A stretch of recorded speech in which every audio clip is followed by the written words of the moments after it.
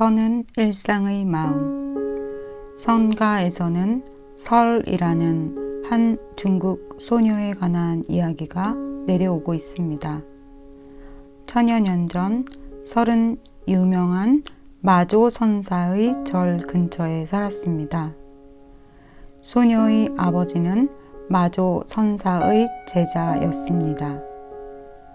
그는 가끔 딸을 데리고 절에 가서 선사에게 질문을 하곤 했습니다. 하루는 마조 선사가 설에게 말했습니다. 너는 아주 착한 아이로구나. 너에게 관세음보살이라는 선물을 주마. 항상 관세음보살의 이름을 반복해서 외우면 큰 행복이 올 거란다. 불교에서 관세음보살은 자비의 보살입니다.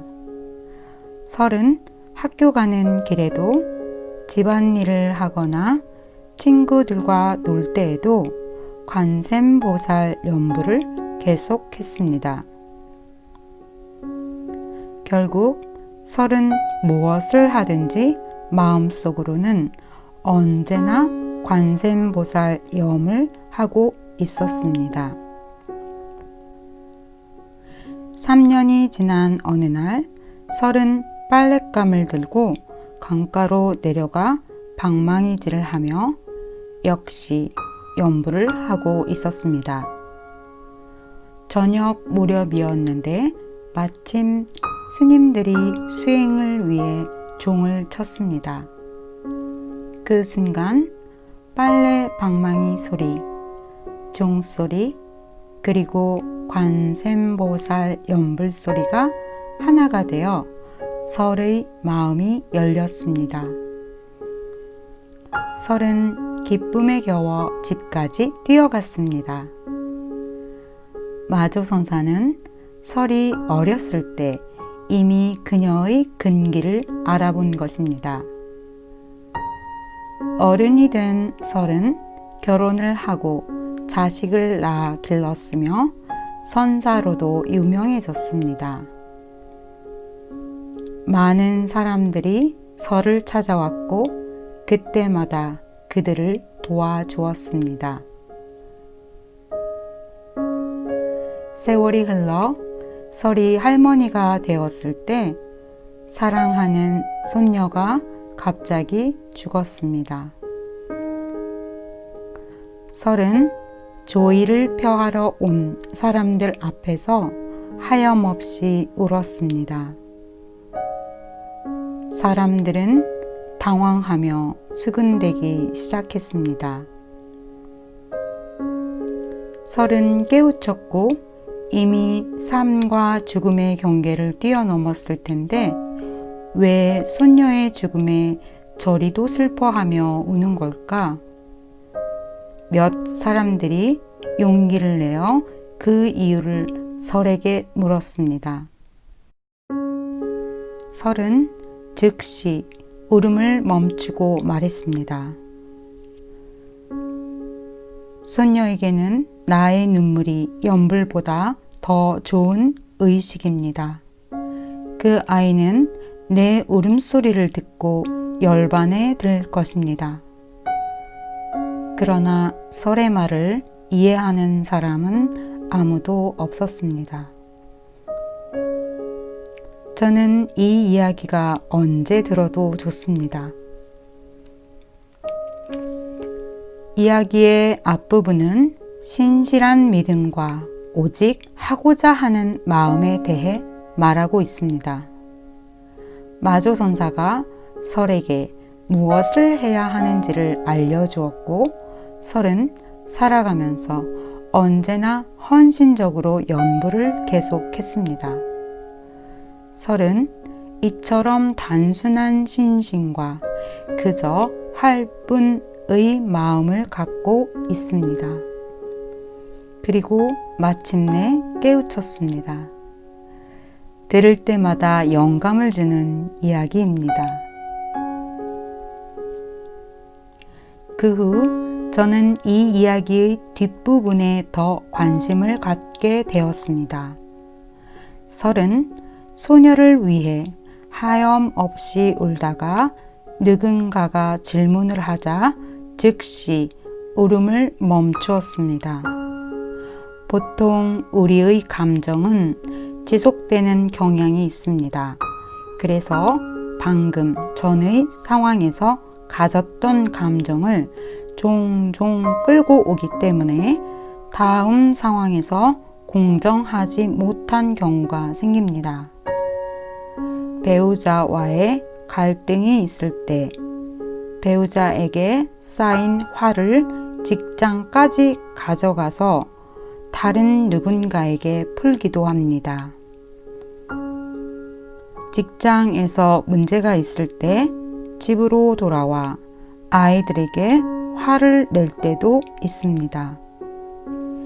이 이야기에서 설이 감정에 끌려다니지도 않고 또 이전의 슬픈 감정이 새로운 상황에 영향을 미치게 하지도 않는 것이 정말 인상적입니다. 설은 감정을 다른 사람을 가르치는데 사용하고 있습니다.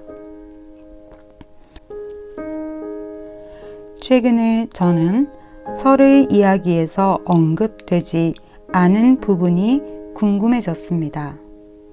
설은 어떻게 살았을까?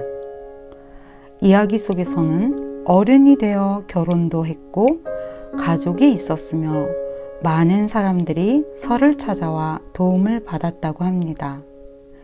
그리고 할머니가 되었을 때 이야기가 나옵니다.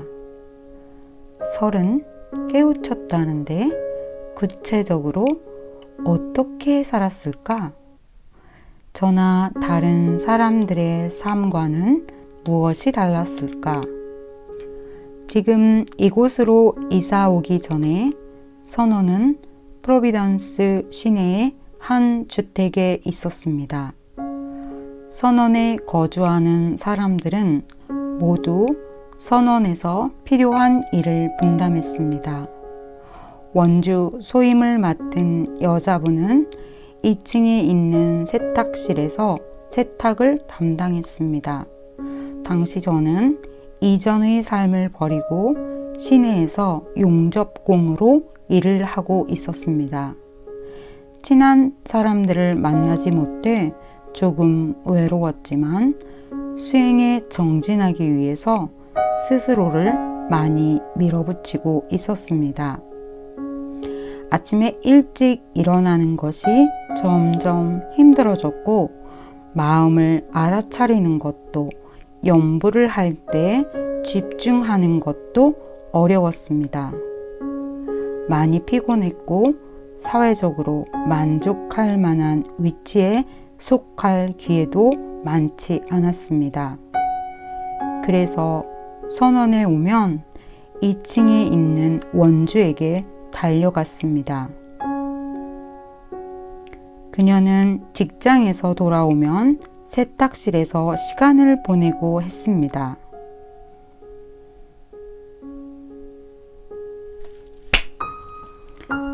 그녀는 직장에서 돌아오면 세탁실에서 시간을 보내고는 했습니다. 우리는 이런저런 이야기를 나누었고 저는 그녀의 세탁일을 도와주었습니다. 선원의 많은 사람들이 자신의 문제나 절망, 불행을 그 세탁실에서 해결하고 한숨을 돌리고는 했습니다. 그렇게 세탁실은 여러 사람들이 이야기를 나누는 공간이 되었습니다. 제게는 매우 감사하고 도움이 되었던 시간이었습니다. 설의 삶도 마치 우리가 세탁실에서 시간을 보냈던 모습과 비슷하지 않았을까 생각해 봅니다. 설은 조금도 억울한 마음을 갖지 않고 자신의 삶을 살았습니다. 매우 당연한 일 같지만 사실 자신의 삶이나 타인의 관계, 사회에 대해 억울한 마음이 없이 사는 사람은 매우 드뭅니다. 우리는 일상생활에서 수행에 대해 말합니다. 선의 마음은 일상의 마음이다 라는 유명한 말이 있습니다. 그러나 우리는 일상생활에서 매 순간 자신의 행동을 직시하거나 진지하게 들여다보지는 않습니다. 수행은 이에 관한 것입니다. 선방에서 수행은 하나의 상황에 불과합니다. 매 순간순간이 가장 중요합니다. 삶을 들여다보는 것은 상황에 대응하는 자신의 반응을 보게 되고 어떤 경우는 그 반응이 자신의 생각이나 가치관에 맞지 않을 때도 있다는 것을 알게 되기 때문에 고통스럽습니다. 선원에 처음 들어왔을 때 저는 정말 열심히 수행했습니다. 아침 기상 종소리가 울리기 전에 일어나고 염불과 모든 기도도 열심히 하고 정해진 시간대로 먹고 종일 일했으며 밤에 쓸데없이 돌아다니지도 않았습니다. 정말 열심히 노력했지만 제 마음은 엉망이었습니다. 그렇게 열심히 했음에도 불구하고 잡다한 생각은 언제나 지속되었습니다. 돌이켜보면 제가 제대로 하지 않았던 것입니다. 억울한 마음 없이 그저 하는 것은 때로 매우 어렵습니다. 만약 그렇게 할 수 있다면 여러분은 다른 사람에게 큰 선물을 주는 것입니다.